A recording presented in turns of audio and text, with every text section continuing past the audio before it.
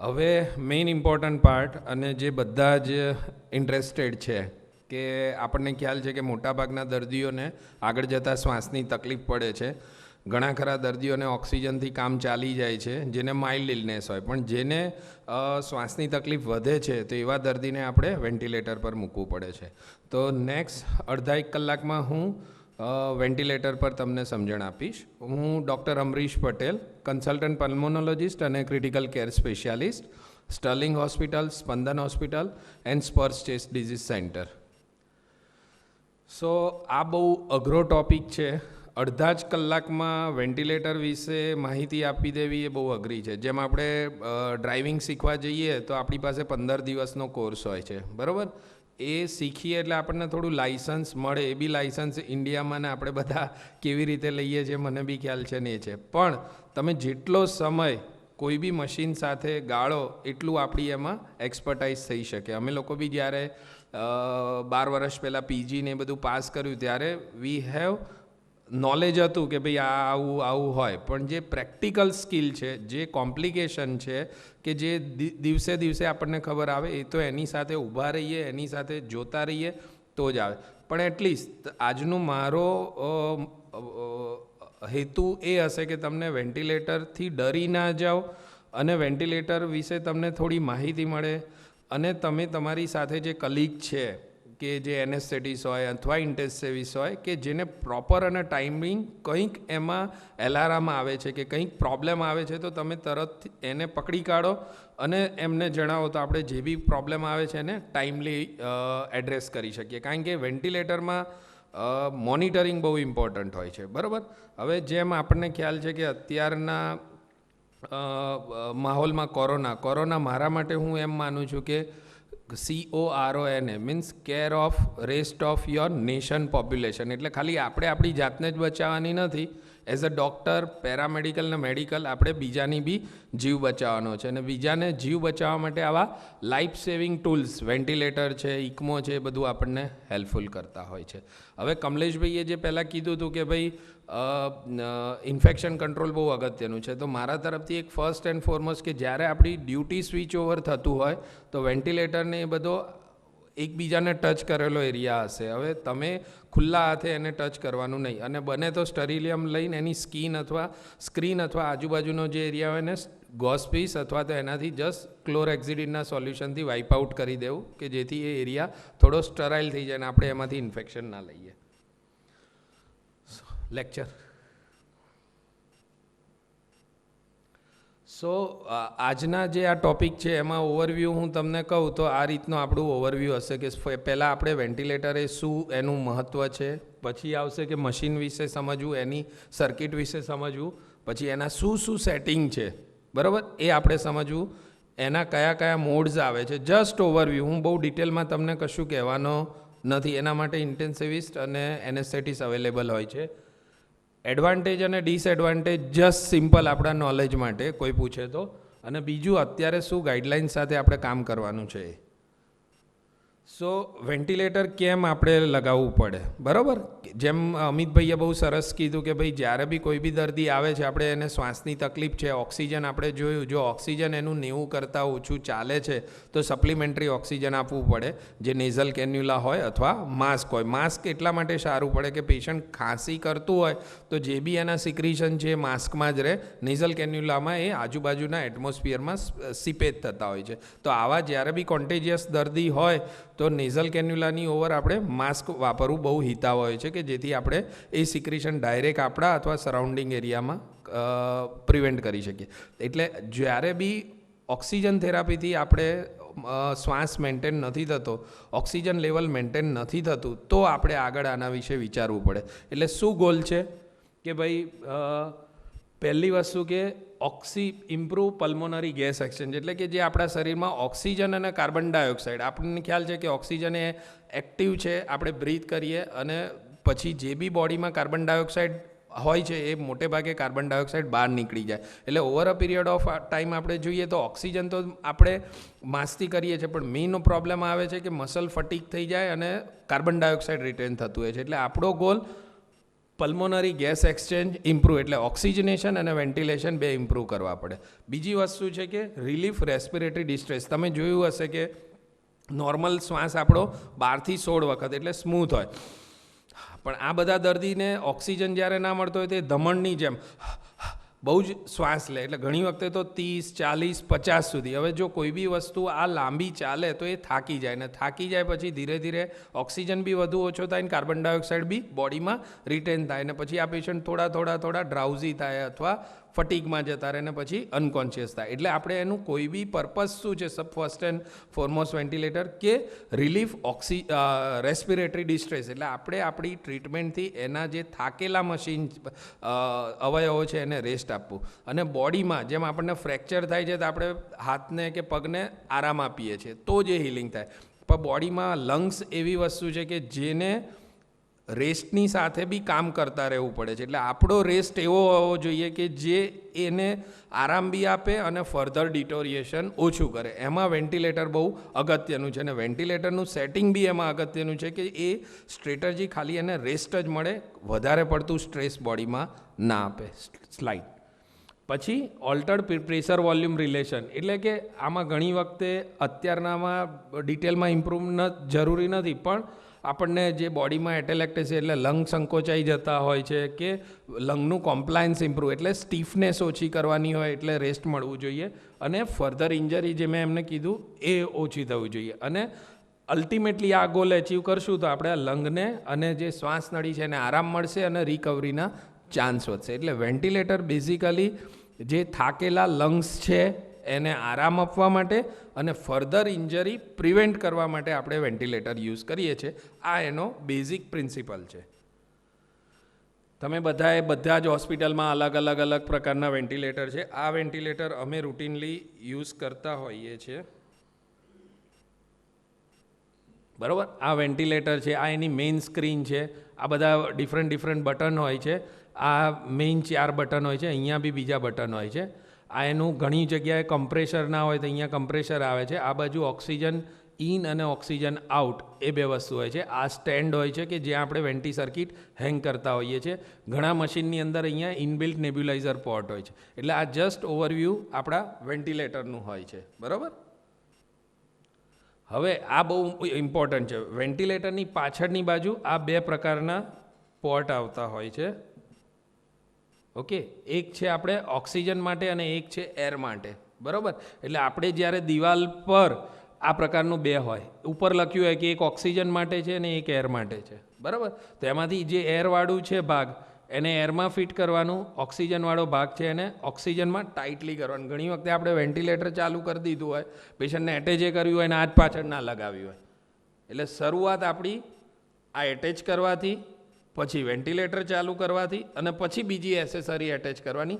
આટલી વસ્તુ પેશન્ટને જ્યારે ઇન્ટ્યુબેશન થતું હોય ત્યારે થઈ જાય. તમારા ભાગે આ રોલ વધારે આવે છે, ત્યાં સુધીમાં એનેસ્થેટિસ્ટ કે ઇન્ટેન્સિવિસ્ટ પેશન્ટને ઇન્ટ્યુબેટ કરી દે, બરાબર. આ જે ભાગ મેં તમને કીધો કે વેન્ટિલેટરની સાઈડમાં અથવા ઘણા વેન્ટિલેટરની આગળની બાજુ અથવા ઘણામાં પાછળની બાજુ આવી રીતે લખ્યું ઇન્સ્પિરેટરી, એટલે કે આ જે છે એ અંદરની બાજુ થાય. એટલે અહીંયાથી પેશન્ટને ઇન્સ્પિરેશન એટલે પેશન્ટને તરફ જઈ રહ્યો છે આનો ફ્લો, બરાબર છે. અને આ જે લીમ છે એ એક્સપિરેટરી, એટલે પેશન્ટનો જે શ્વાસ છે એ શ્વાસ પેશન્ટમાંથી જે આપણે મોટે ભાગે ડબલ લ્યુમેનવાળી સર્કિટ વાપરતા હોય છે, એટલે એક ઇન્સ્પિરેટરી લીમ્બ એટલે પેશન્ટ તરફ ગેસ આપે, બીજી જે હોય છે પેશન્ટનો જે ગેસ હોય મશીન તરફ આપે, બરાબર. અને આ જે છે એ ફિલ્ટર છે, બરાબર, જે આપણે HME filter heat moisture exchange filter ગણીએ. આ જે કેથેટર માઉન્ટ ગણાય કે જે એંગલ સાથે હોય એને થોડું સ્પેસ આપે. હવે આ જે પાર્ટ છે, બરાબર, જેમ મેં કીધું અહીંયા સિંગલ થઈ જાય, આ ડબલ, એટલે આ જે ભાગ છે એને આપણે એકને ઇન્સ્પિરેટરી લીમ્બ કહીએ અને એકને એક્સપિરેટરી, એટલે પેશન્ટનો જે શ્વાસ આવે એ આ બાજુથી જાય. હવે નોર્મલી જે આઈસીયુમાં ને એમાં અમે વાપરીએ એમાં મોટે ભાગે આપણે આ વાયરલ ફિલ્ટર કહેવાય ને બેક્ટેરિયલ, કે જે પેશન્ટમાંથી કોઈ બી આવા પાર્ટિકલ્સ હોય એ અહીંયા ટ્રેપ થઈ જાય કે જે વેન્ટિલેટરના ટર્બાઇનમાં જવા ના દે. કેમ કે એ ગેસ તો બહાર હવામાંથી જ લેશે, અધરવાઇઝ જો આ નહીં કરીએ તો એ પાછું એરમાં જશે ને એનાથી આપણને બી કન્ટામિનેશન થશે. નોર્મલી આવું છે, પણ આ કોવિડ ઇન્ફેક્શનમાં એ લોકો એવું બી કહે છે કે જ્યારે ઘણી વખતે કોઈ પેશન્ટ નોકડાઉન એટલે કે રિલેક્શન ને એ બધું ના હોય ને પેશન્ટ કફિંગ કરે તો ઘણી વખતે આ વાલ્વ્સ ખુલ્લા બી થતા હોય છે. તો એ લોકો એવું કહે છે કે બંને લીમ પર આ ફિલ્ટર લગાવવું જોઈએ, ઇન્સ્પિરેટરી અને એક્સપિરેટરીમાં વાયરલ ફિલ્ટર, કે જે થોડું એક્સ્ટ્રા પ્રોટેક્શન આપે. પણ આ ફિલ્ટર લગાવીએ છીએ ત્યારે હું આગળ જો કહીશ તમને કે અમુક વખતે રેઝિસ્ટન્સ વધી જતો હોય છે, કારણ કે ફિલ્ટર એક જાળી છે, બરાબર, એમાં કંઈ બી પાર્ટિકલ્સ આવશે તો શ્વાસ નળીનું રેઝિસ્ટન્સ વધશે. એટલે ઘણી વખતે આપણે વેન્ટિલેટરમાં નાના મોટા ચેન્જીસ કરવા જોઈએ. બરાબર, સમજી ગયા? એટલે પહેલાં વેન્ટિલેટરની પાછળ એટેચમેન્ટ કરવાનું, સર્કિટ્સ બધી જોઈ લીધી, બંને બાજુ ફિલ્ટર લગાવવાનું, અને આ આખી કીટ આપણી પેશન્ટને ઇન્ટ્યુબેશન થાય ત્યાં સુધીમાં તૈયાર કરી લેવાની. બરાબર. આ મેઇન વેન્ટિલેટરની સ્ક્રીન હોય છે કે જે પાછળની બાજુ અથવા તો બેકમાં પહેલાં ઓન એન્ડ ઓફની સ્વિચ હોય, એ તમે ચાલુ કરો એટલે સીધી આપણને આ સ્ક્રીન આવે કે જે સ્ટેન્ડ બાય ડે, એટલે કે વેન્ટિલેટરને તમે ચાલુ કર્યું નથી. ત્યાં બે મોડ આવે, ઇન્વેઝિવ મોડ અને નોન ઇન્વેઝિવ મોડ.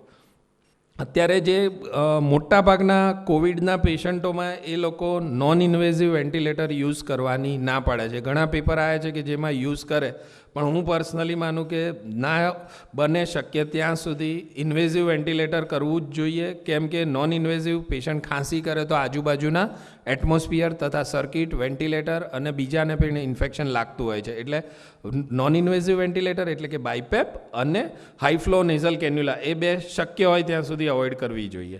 એટલે જ્યારે તમે વેન્ટિલેટર સ્ટાર્ટ કરો એટલે આપણે આ મોડને દબાવવાનું, દરેકમાં અલગ અલગ સ્ક્રીન હોય. જેવું તમે આ કરો એટલે અહીંયા તમારે ચેન્જ થઈ જાય અને ત્યાં ઇન્વેઝિવ મોડ આવી જશે. આ જે 4 નોબ હોય છે દરેક વેન્ટિલેટર, આ વેન્ટિલેટરમાં બી અલગ છે, જે અમે તમને પ્રેક્ટિકલ ડેમોન્સ્ટ્રેશન વર્કસ્ટેશનમાં કરશું. પહેલું બટન આવે ઓક્સિજન વધારવાનું, બરાબર. પછી પીપ શું છે એ આપણે પછી કરશું વાત. આ રેટ વધારવાનું છે અને આ છે એ અત્યારે PS મોડ છે, એટલે ઘણી વખતે અહીંયા પ્રેશર કંટ્રોલ આવે અથવા તો ટાઇડલ વોલ્યુમ લખેલું આવે, બરાબર. આ ઓન ઓફની સ્વિચ હોય છે અહીંયા, આ જે સિમ્બોલ હોય. તો અહીંયા એક પ્લેટું પ્રેશર માટે હોય, એક ઓટોપીપ એટલે ઇન્સ્પિરેટરી હોલ્ડ, એક્સપિરેટરી હોલ્ડ અને ઓક્સિજન. ઘણી વખતે સક્શન કે એવું કરતા હોય તો આ દબાવો તો 40% ઓક્સિજન હોય સીધું 100 પર જતું રહે, એટલે 2 મિનિટ પ્રી ઓક્સિજનેટેડ થાય. આ બટનથી બધું તમે કર્સર કરી શકો છો. આ મેઇન સ્ક્રીનના બટન હોય છે. મોસ્ટ ઇમ્પોર્ટન્ટ એક આ એલાર્મ બટન હોય છે કે જે તમે પ્રેસ કરો એટલે બધા એલાર્મ્સ તમને આવે. દરેક પેશન્ટના એલાર્મ પેશન્ટની કન્ડિશન પ્રમાણે તમારે સેટ કરવા, અપર શું લિમિટ રાખવી ને લોઅર શું લિમિટ રાખવી, કે જેનાથી આપણને એનાથી બિયોન્ડ કંઈ બી ચેન્જીસ પેશન્ટમાં થશે કે શ્વાસ વધી ગયો અથવા શ્વાસ ઓછો થયો, વેન્ટિલેટરમાં લીક થઈ કે ના લીક થઈ, એ આપણને વેન્ટિલેટર એલાર્મ કરે. Alarm is to alarm our self, એટલે આપણને ખબર પડે કે ભાઈ પેશન્ટને કંઈ તકલીફ છે. એલાર્મને ખાલી મ્યુટ કરવાની જરૂર હોતી નથી, બરાબર, જે મેં આ તમને કીધું. બીજું જે આ બાજુ તમે અહીંયા કરશો એટલે આ પેશન્ટ સ્ક્રીન કહેવાય, બરાબર છે. એટલે જે બી પેશન્ટમાં આપણે સેટ કર્યું છે તો આ જે ગ્રીન બતાવે છે એ પેશન્ટ સ્ક્રીન કહેવાય, કે હું પેશન્ટ કેટલો શ્વાસ લે છે.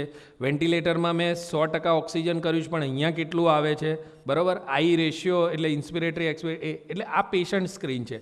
અહીંયા મેં જે ટાઇડલ વોલ્યુમ સેટ કર્યું છે અથવા તો પ્રેશર સેટ કર્યું છે તો કેટલું આવે છે અહીંયા ખબર પડે.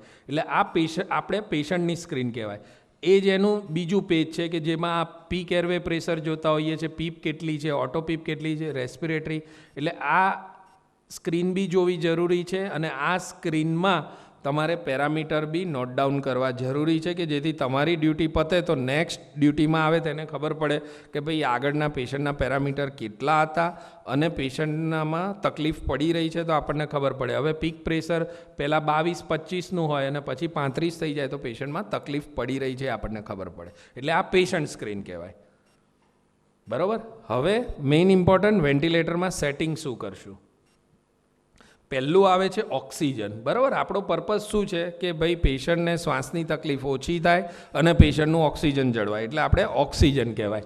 પછી પેશન્ટને શ્વાસ આપવાનો એટલે કે રેટ કેટલો. આપણે જેમ મેં કીધું કે નોર્મલ રેટ 12થી 16નો હોવો જોઈએ કે 18 સુધીનો હોય. જો શ્વાસ વધારે છે અને મારે વેન્ટિલેટર પર નોકડાઉન કરવું છે તો મારે શું રેટ આપવો એ રેટ આપણે એડજસ્ટ કરવાનું. પછી વોલ્યુમ એટલે કે જેમ આપણે નોર્મલ પેશન્ટનું ટાઇડલ વોલ્યુમ આપણે ગણતા હોઈએ એ પ્રમાણે વેન્ટિલેટર પર મૂકીએ ત્યારે દર્દીને ટાઇડલ વોલ્યુમ આપણે સેટ કરવું પડે. નોર્મલી એ આપણે 4થી 6 ml પર કેજી પર પ્રેડિક્ટેડ બોડી વેટ આપતા હોઈએ છીએ.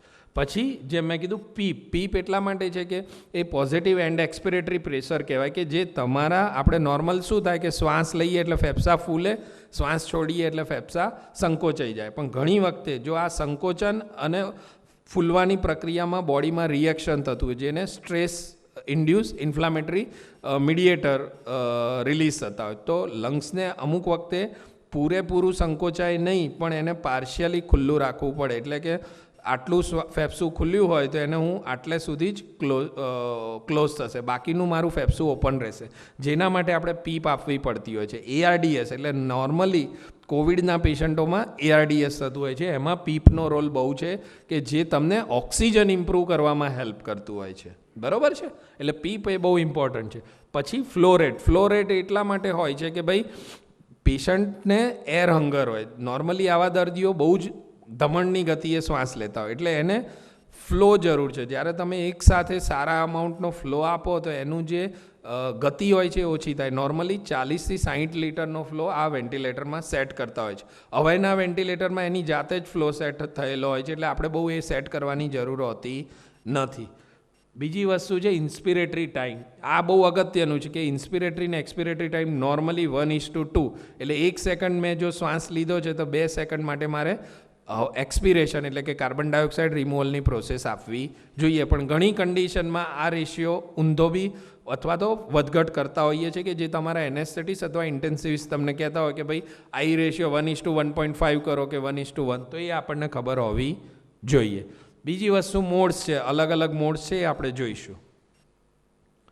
ઓકે, અલાર્મ, જેમ મેં કીધું કે અલાર્મને મ્યુટ નથી કરવાના, આપણે અલાર્મને સિરિયસલી લેવાના છે અને પેરામીટર એ પ્રમાણે સેટ કરવાના છે.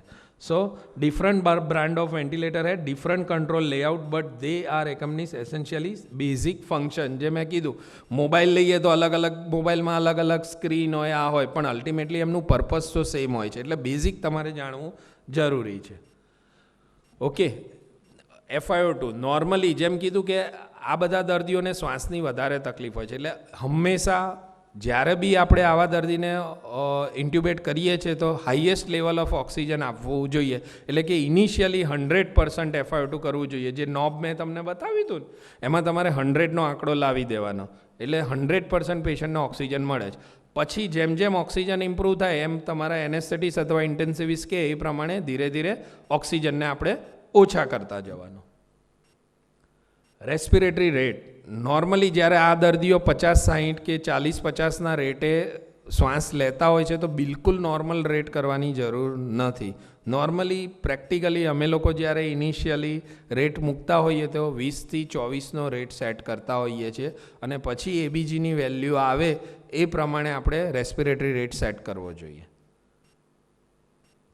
ટાઇડલ વોલ્યુમ, જેમ મેં કીધું કે અત્યારે ઘણા ખરા ડેટા ને બધું અવેલેબલ છે તો ટાઇડલ વોલ્યુમ 4થી 6 ml of predicted body weight પ્રમાણે આપણે એડજસ્ટ કરવું જોઈએ. એટલે માની લો કે પેશન્ટનું પ્રેડિક્ટેડ બોડી વેટ 60 કિલો છે તો મારે 6 ml પર કેજી આપવું છે તો 360 ml જેટલું ટાઇડલ વોલ્યુમ એનું હોવું જોઈએ. એટલે જે ટાઇડલ વોલ્યુમ કંટ્રોલમાં સેટ કરવાનું હોય એ આપણે 360નું રાખવાનું. 1 કે 2 કલાક પછી એબીજી જોઈએ અને એબીજીમાં જરૂર પડે એ પ્રમાણે ટાઇડલ વોલ્યુમ રેસ્પિરેટરી રેટ આપણે સેટ કરવાનો કે જેથી પેશન્ટને પ્રોપર ઓક્સિજનેશન અને વેન્ટિલેશન મળે.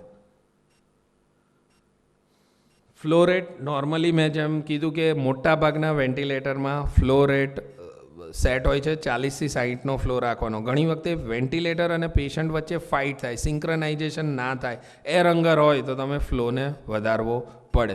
બટ ફ્લો એ આઈ રેશિયોથી ઇન્વર્સલી રિલેટેડ છે. એટલે જેટલો ફ્લો તમે વધારે આપો છો દેટ મીન્સ કે તમારું ઇન્સ્પિરેટરી ટાઈમ વધારે ચાલી રહ્યું છે એટલે એ પછી કાર્બન ડાયોક્સાઇડના લેવલમાં અપ એન્ડ ડાઉન થઈ શકે. એટલે ફ્લો જ્યારે બી વધઘટ કરવી પડતી હોય ત્યારે તમારે એબીજીની હેલ્પ લેવી જોઈએ. પીપ, જેમ મેં કીધું કે નોર્મલી FiO2 પ્રમાણે પીપ આપણે એડજસ્ટ કરતા હોઈએ છીએ. રફલી તમારા માટે હું કહું તો જેટલું FiO2 હોય એના પર્સન્ટેજમાં પીપ હોય. ધારો કે આપણે 100% FiO2 રાખીએ છીએ તો 10થી 14ની પીપ આપવી પડે. માની લો મારું 80નું FiO2 છે, 0.8 છે, તો મારે 8થી 12ની પીપ આપવી જોઈએ. આ રફ કેલ્ક્યુલેશન છે. પછી ઇટ્સ ડિપેન્ડ તમારા ઇન્ટેન્સિવિસ્ટ કે એનેસ્થેટિસ્ટ કે એ પ્રમાણે આખી એનું કોલમ આવે છે FiO2 પીપનો રેશિયો. બટ પીપ એ બહુ અગત્યની વસ્તુ છે. ઇન્સ્પિરેટરી એક્સપિરેટરી ટાઈમ મેં તમને કીધું કે કાર્બન ડાયોક્સાઇડ અને ઓક્સિજન, જો ઓક્સિજન વધારવાની જરૂર હોય તો તમારે ઇન્સ્પિરેશનનો ટાઈમ એડજસ્ટ કરવો પડે. કાર્બન ડાયોક્સાઇડને એડ્રેસ કરવું છે તો તમારે એક્સપિરેશન એટલે કે એર બહાર નીકળે એવું, એટલે આઈ રેશિયો એ પ્રમાણે આપણે સેટ કરી શકીએ.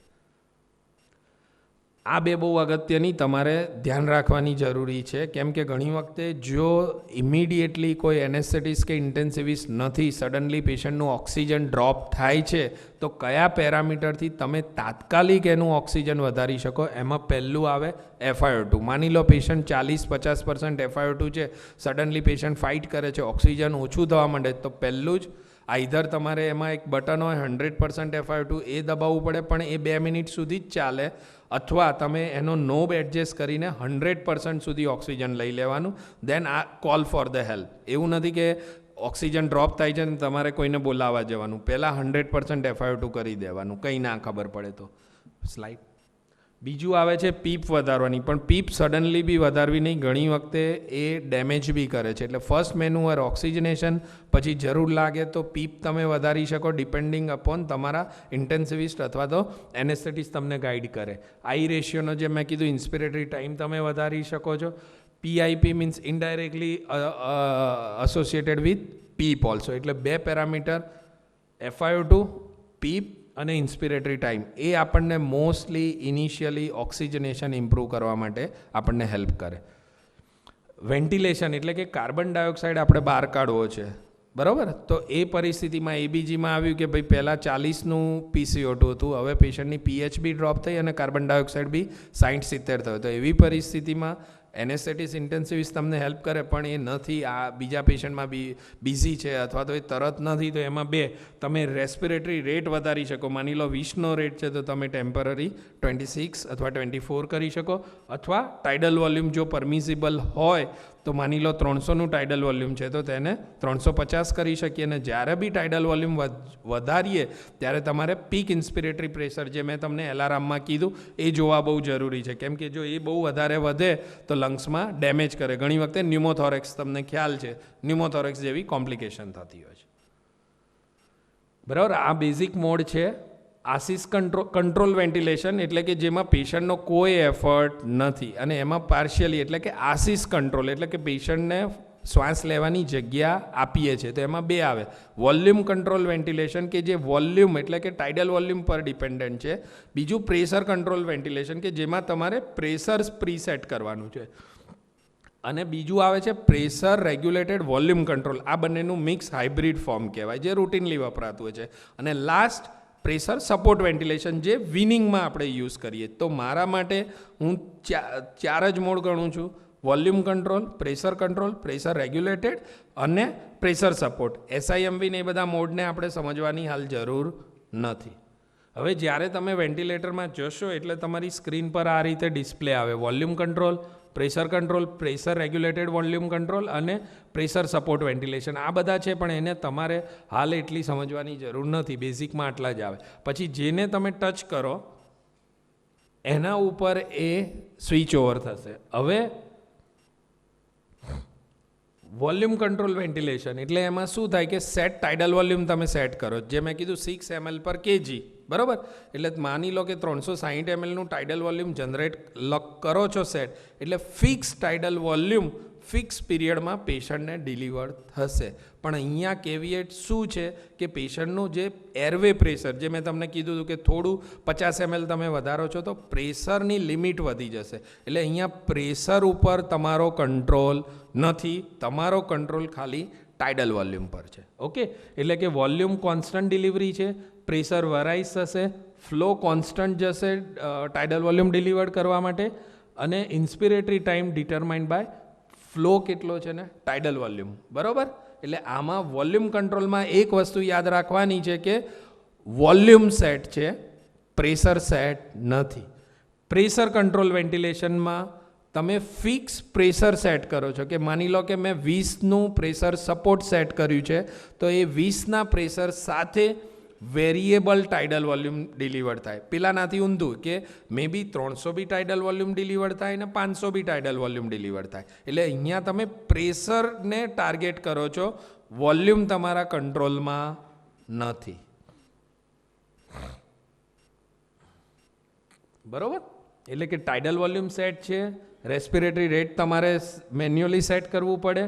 એડવાન્ટેજ શું છે આના કે સિમ્પલ છે, ટાઇડલ વોલ્યુમ તમને પ્રિસાઇઝલી આપશે. એટલે ઘણી વખતે આપણને હોય કે મારે 6 ml પર kg constant tidal volume delivered કરવું છે, કેમ કે પ્રેશર કંટ્રોલમાં તમારે રેગ્યુલરલી પેલું મોનિટરિંગ કરવું પડે કે ભાઈ આ અડધા કલાકમાં 300 થયું છે. ઘણી વખતે પેશન્ટમાં સિક્રીશન જામી ગયા અથવા પેશન્ટ ફાઇટ કરે છે તો ટાઇડલ વોલ્યુમ વેરિયેબલ થઈ શકે.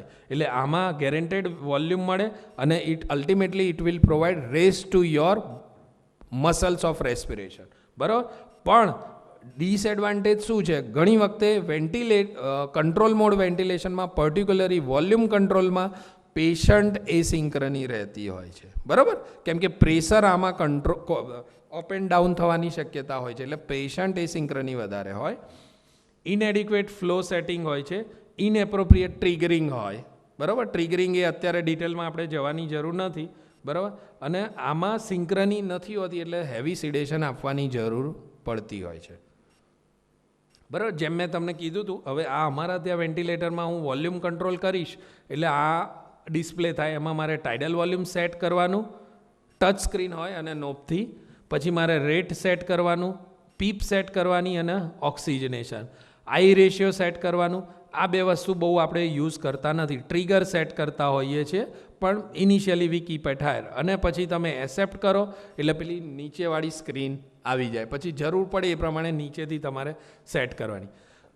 પ્રેશર રેગ્યુલેટેડ મોડમાં બી આમાં હાઇબ્રિડ મોડ એટલા માટે કે પ્રિસાઇઝલી પ્રેશર રેગ્યુલેટેડ વોલ્યુમ કંટ્રોલ, એટલે આમાં બે વસ્તુ, પ્રેશર બી કંટ્રોલ થાય છે અને વોલ્યુમ બી કંટ્રોલ થાય છે. એટલે routinely we are using these mode nowadays in ventilating patient of ARDS, particularly H1N1 or COVID patient. તો અહીંયા બી તમારે tidal volume, respiratory rate, PEEP, FiO2, અહીંયા આઈ રેશિયો અને ઉપર તમારે એલાર્મ લિમિટને એમાં જઈને તમારે આ સ્ક્રીન પર પ્રેશરની મેક્સિમમ આવે કે ભલે ટાઇડલ વોલ્યુમ મેં આટલું સેટ કર્યું છે પણ મારું પ્રેશર આનાથી વધારે જશે નહીં. એટલે આપણને પ્રેશરની સેફટી મળે, કેમ કે એ બેરોટ્રોમા અને વોલ્યુટ્રોમાને પ્રિવેન્ટ કરે. Pressure control mode best mode. Patient જ્યારે ફાઇટ કરતું હોય એ સિંક્રની, એટલે પેશન્ટ ઘણી વખતે ધમાલ કરે આ છે તો પેશન્ટ એના પ્રમાણે સિંક્રની આમાં મળે. તો એમાં આપણે pressure support, pressure inspiratory pressure target કરવું પડે કે ભાઈ કેટલું, અને કોન્સ્ટન્ટ પ્રેશર ઇન્સ્પિરેશનમાં એક લેવલનું પ્રેશર કોન્સ્ટન્ટલી મેન્ટેન કરશે. હાઈ ઇનિશિયલ ફ્લો હશે એટલે તો જ પેશન્ટ એને સારી રીતનું ટાઇડલ વોલ્યુમ જનરેટ કરશે. એડવાન્ટેજ સિમ્પલ, અવોઇડ હાઈ ઇન્સ્પિરેટરી, એટલે કે મેં લિમિટ બાંધી દીધી કે ભાઈ જેમ ગાડી ચલાવીએ ને 40ની સ્પીડ છે એમાં મેં લિમિટ બાંધી કે મારે 30ના પ્રેશરથી વધારે જવું નથી. એટલે કે માની લો મેં 25નું પ્રેશર રાખ્યું અને 5ની પીપ રાખી, તો મારું વેન્ટિલેટર 30થી વધારે પ્રેશર પર નહીં જાય. પણ વોલ્યુમ વેરિયેબલ હોઈ શકે કે જે પેશન્ટ માટે એડિક્વેટ બી હોઈ શકે અને ઇનએડિક્વેટ બી હોઈ શકે. બરાબર? જેમ કીધું. અને ડિસએડવાન્ટેજ શું છે કે સિંક્રનાઇઝ ઇનએપ્રોપ્રિએટ ટ્રિગર, ડિક્રીઝ કોમ્પ્લાયન્સ, એટલે કે જો ઘણી વખતે આ મેઇન છે કે પેશન્ટના લંગ્સ સ્ટીફ છે, એડવાન્સ ARDS છે, તો પ્રેશર વધારે જોઈએ લંગને ફૂલાવા, તો તમારું ટાઇડલ વોલ્યુમ જનરેટ કરવાનો બહુ ઇસ્યુ આવે. બરાબર? એટલે મોસ્ટ મોડમાં, વોલ્યુમ કંટ્રોલ મોડમાં વોલ્યુમ સેટ કરવાનું, જે મેઇન ડિફરન્સ છે. પ્રેશર કંટ્રોલમાં પ્રેશર સેટ કરવાનું અને વોલ્યુમ જોવાનું, અને PRVCમાં તમારે વોલ્યુમ સેટ કરવાનું અને અપર લિમિટ સેટ કરવાની. જે મેં તમને પ્રેશર કંટ્રોલમાં કીધું ને, પ્રેશર તમારે સેટ કરવાનું, PS, રેસ્પિરેટરી રેટ, પીપ અને આ આઈ ને બધા, દેન એસેપ્ટ ઇટ. હવે જ્યારે પેશન્ટ બહુ સારું થઈ રહ્યું છે એટલે આપણે સિડેશન ઓછું કર્યું અથવા સિડેશન બંધ કર્યું, હવે લાગે છે કે રેડિયોલોજીકલ, ક્લિનિકલ, લેબોરેટરીકલ પેશન્ટ રિકવરી છે, તો આપણે પેશન્ટને વિન કરવાનું છે. ડાયરેક્ટલી વેન્ટિલેટર કાઢી ના શકાય, એટલે આ winning mode, pressure support ventilation mode. એટલે આ શું કરશે કે પેશન્ટના બ્રીથને સેન્સ કરશે અને સેટ પ્રેશર સાથે પેશન્ટ કેટલું ટાઇડલ વોલ્યુમ જનરેટ કરે છે એ પ્રમાણે પેશન્ટના જે મસલ્સને રિક્રૂટ કરશે. એટલે કે પેશન્ટના જે એફર્ટ છે એને સેન્સ કરીને આપણને ગાઈડ કરશે કે નાવ તમારું પેશન્ટ વિનિંગ કરવા માટે રેડી છે, અને ગ્રેજ્યુઅલી પછી તમારે ધીરે ધીરે સપોર્ટ ઓછો કરતા જવાનું. એટલે કે સેટ ઇન્સ્પિરેટરી પ્રેશર, આમાં પેશન્ટ ઇનિશિએટ કરશે બ્રીથને. કંટ્રોલ, આસિસ્ટેડ કંટ્રોલમાં પેશન્ટ બી હોઈ શકે અને મશીન બી હોય, બટ મોટે ભાગે મશીન હોય. બેકઅપ મોડ બી આમાં હોય છે, બે રીતે હોય. તમારે ટાઈમ લિમિટ કે ભાઈ 15થી 20 સેકન્ડમાં જો પેશન્ટ બ્રીથ નથી લેતું તો એ ઓટોમેટિકલી તમારા વોલ્યુમ કંટ્રોલ અથવા તો પ્રેશર કંટ્રોલ પર સ્વિચ ઓવર થઈ જશે. જો પેશન્ટ પાછું બ્રીથ કરવાનું ચાલુ કરે તો પાછું સપોર્ટ મોડ પર આવી જાય. બરાબર છે. એડવાન્ટેજ શું છે કે આ પેશન્ટ ડિપેન્ડન્ટ છે. એટલે કે જો પેશન્ટ સારો એફર્ટ કરવા માંડે છે તો પેશન્ટ અને વેન્ટિલેટરની સિંક્રની સારી રહે, સિડેશન ઓછું કરવું પડે, પેશન્ટનો કમ્ફર્ટ વધતો હોય છે અને એ આપણને ગાઈડ કરે કે હવે પેશન્ટ સારું થઈ ગયું છે અને હવે વેન્ટિલેટરની જરૂર ઓછી પડી રહી છે અને અલ્ટિમેટલી આપણે એને વિન કરવાનું છે. ડિસએડવાન્ટેજ મેં કીધા એમ પેશન્ટના બ્રીથ પર ડિપેન્ડન્ટ છે. જો પેશન્ટ વધારે શ્વાસ લેતું હોય, ફટીકમાં જાય છે, તો તમારે આઈધર મોડ, કંટ્રોલ મોડ પર જવું પડે અથવા તો પ્રેશર સપોર્ટ વધારવું પડે. અને જો પેશન્ટ બ્રીથ નથી લેતું તો પેશન્ટ પાછું બેકઅપ મોડ પર જાય. એટલે પ્રોપર બેકઅપનો ટાઈમ જે આવે, એપનિયા ટાઈમ કહેવાય, એ તમારે 10 સેકન્ડ રાખવું છે કે 15 સેકન્ડ, ડિપેન્ડિંગ અપોન ધેટ આપણે એપનિયા ટાઈમ એમાં સેટ કરવો પડે. અને એ લંગ કોમ્પ્લાયન્સ, એટલે જો બહુ સારું લંગ છે, એટલે કે સરસ સ્ટીફ નથી તો સારું પ્રેશર જનરેટ કરશે. જો સ્ટીફ લંગ છે તો પ્રેશર ઓછું, પ્રેશર સાથે ટાઇડલ વોલ્યુમ ઓછું જનરેટ કરશે. એટલે આ મોડ બી લંગ્સની સ્ટીફનેસ ઉપર રહેલો છે. જે મેં તમને કીધું એમ પ્રેશર સપોર્ટ એડજસ્ટ કરો, પીપ એડજસ્ટ કરો અને આ તમારું બેકઅપ વેન્ટિલેશનમાં કેટલું પ્રેશર, એટલે કે પેશન્ટ સીધું જ તમારું કંટ્રોલ મોડ પર જતું રહેશે અથવા તો આટલું પ્રેશર તમારું વધારે. એટલે માની લો કે મેં અહીંયા 10નું કે એનું રાખ્યું હોય તો મારે આ વધારે બેકઅપમાં રાખવું પડે, કેમ કે બેકઅપમાં પેશન્ટ જાય છે, દેટ મીન્સ કે પેશન્ટ વિનેબલ નથી, તો મારે હાયર પ્રેશર સાથે એને સપોર્ટ આપવો પડે. તો આ સેટિંગ આપણા હોય છે પ્રેશર કંટ્રોલ, પ્રેશર સપોર્ટના. So ultimately in conclude, advantage assist કંટ્રોલના મેં કીધું કે વોલ્યુમ કંટ્રોલ વેન્ટિલેશનમાં વર્ક ઓફ બ્રીથિંગ ઓછું થાય compare to spontaneous breathing in assist control. Volume વેન્ટિલેશનમાં ગેરંટેડ ટાઇડલ વોલ્યુમ ડિલિવર થશે. પ્રેશર કંટ્રોલમાં પેશન્ટ સિંક્રની સારી રહેશે but variable tidal volume deliver થાય છે, પણ તમારે યુ કેન લિમિટ પ્રેશર કે જે બેરોટ્રોમા અને વોલ્યુટ્રોમાને પ્રિવેન્ટ કરે. પ્રેશર સપોર્ટ વેન્ટિલેશન કમ્ફર્ટ આપશે અને સિંક્રની સારી રહેશે અને પેશન્ટના મસલ્સને રિક્રૂટ કરશે. એસઆઈએમવી આપણે નથી જોતા. ડિસએડવાન્ટેજ શું છે કે પેશન્ટને મોટે ભાગે આ આસિસ્ટ કંટ્રોલ હોય તો તમારે સિડેશનને એ બધું આપતા હોઈએ અને જરૂર પડે તો ત્યારે હિમોડાયનેમિક્સ બી ઓલ્ટર થતા હોય છે આવા દર્દીમાં. વોલ્યુમ કંટ્રોલ વેન્ટિલેશનમાં જેમ મેં કીધું કે એસિંક્રનીના ચાન્સીસ વધારે હોય છે, ટાઇડલ વોલ્યુમ જ ફિક્સ થાય છે બટ પ્રેશર વેરિયેબલ હોઈ શકે, એટલે ઘણી વખતે પ્રેશર અપ એન્ડ ડાઉન થતું હોય છે. પ્રેશર કંટ્રોલ વેન્ટિલેશનમાં જો લંગ કોમ્પ્લાયન્ટ ના હોય તો ટાઇડલ વોલ્યુમ વેરિયેબલ થાય છે. પ્રેશર સપોર્ટ વેન્ટિલેશનમાં ઘણી વખતે પેશન્ટ રેડી ના હોય તો પેશન્ટ બેકઅપમાં જાય અથવા તો ફાઇટ કરતું હોય, એટલે કે શ્વાસ વધારે હોય તો એ ડિપેન્ડ્સ અપોન આપણે એડજસ્ટમેન્ટ કરવા પડે. સો અલ્ટિમેટલી સેટિંગમાં આપણે આટલું યાદ રાખો. આ સ્લાઇડ તમારે ફોટો પાડી શકો છો. FiO2 એડજસ્ટ કરો, મોડ એડજસ્ટ કરો, કંટ્રોલ છે કે સપોર્ટ છે, ટ્રિગરિંગનું એટલી જરૂર નથી. ટાઇડલ વોલ્યુમ સેટ કરો, ઇન્સ્પિરેટરી પ્રેશર કરો, પીપ કરો, રેસ્પિરેટરી રેટ, ઇન્સ્પિરેટરી આઈ રેશિયો, ફ્લો રેટ નોર્મલી હોય છે. એલાર્મ સેટ કરો, એમાં મોસ્ટ ઇમ્પોર્ટન્ટ પીક પ્રેશર, પીપ અને મિન્યુટ વેન્ટિલેશન, કેમ કે આના ઉપર જ આપણે મોનિટરિંગ રહેલું હોય છે અને આ ટાઈમલી એડ્રેસ કરીએ તો પેશન્ટને આપણે કોમ્પ્લિકેશનમાંથી બચાવી શકતા હોઈએ છીએ. સો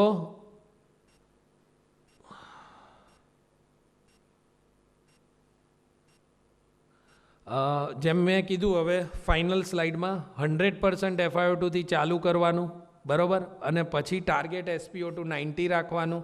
એ પ્રમાણે ધીરે ધીરે એવરી અવરલી કે 2 અવરલી FiO2 ઓછું કરી શકો. મોડ્સમાં વોલ્યુમ કંટ્રોલ હોય તો અથવા તો તમારે 4 to 6 ml પર kg સેટ કરવાનું.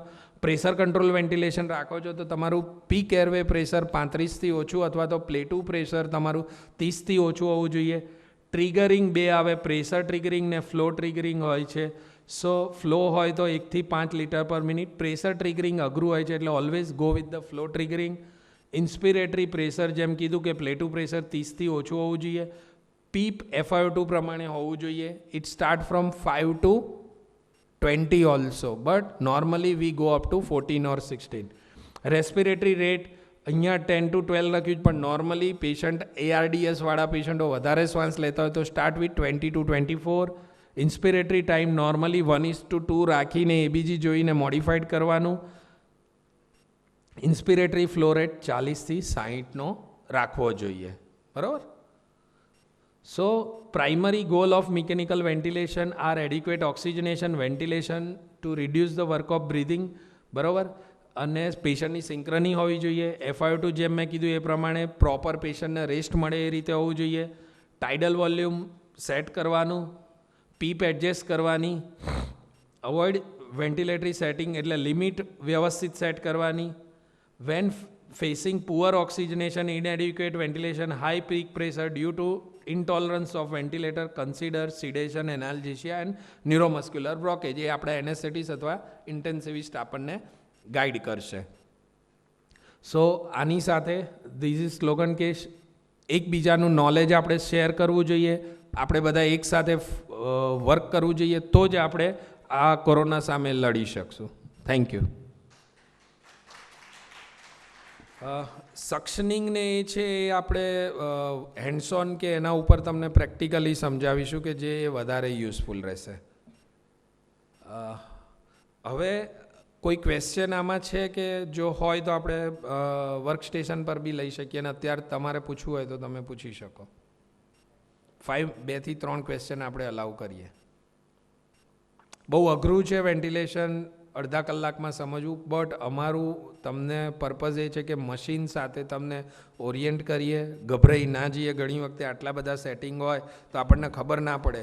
પેશન્ટનું સડનલી ઓક્સિજન ઓછું થાય, પણ તમને ખ્યાલ હોય કે ભાઈ FiO2 વધારીશું તો પેશન્ટનું ઓક્સિજન વધવાની શક્યતા છે, તો તમે સૌ પહેલું FiO2 વધારીને કોઈને બોલાવવા જશો. જેમ ACLS BLSમાં છે ને કે ભાઈ એક જણ તો CPR ચાલુ કરે પછી કોલ ફોર, એટલે એક સાયકલ તો પતાવી જ દેવાનું. એમ તમે FiO2 વધારી દો તો પેશન્ટનું ઓક્સિજનેશન ઇમ્પ્રૂવ થઈ જશે. કાર્બન ડાયોક્સાઇડ વધવાથી કોઈ દર્દી મૃત્યુ નથી પામતું, પણ ઓક્સિજન એક લેવલ કરતાં ઓછું અમુક પીરિયડ સુધી રહે તો એવા દર્દીને બ્રેડિકાર્ડિયા થઈને એરેસ્ટ થતું હોય છે. કોઈને ક્વેશ્ચન? પછી ક્વેશ્ચનમાં 2 હોય, આઈધર તમને બધું જ સમજણ પડી ગઈ અથવા બધું ઉપરથી ગયું હોય. પછી હું ક્વેશ્ચન પૂછીશ વર્ક સ્ટેશનમાં.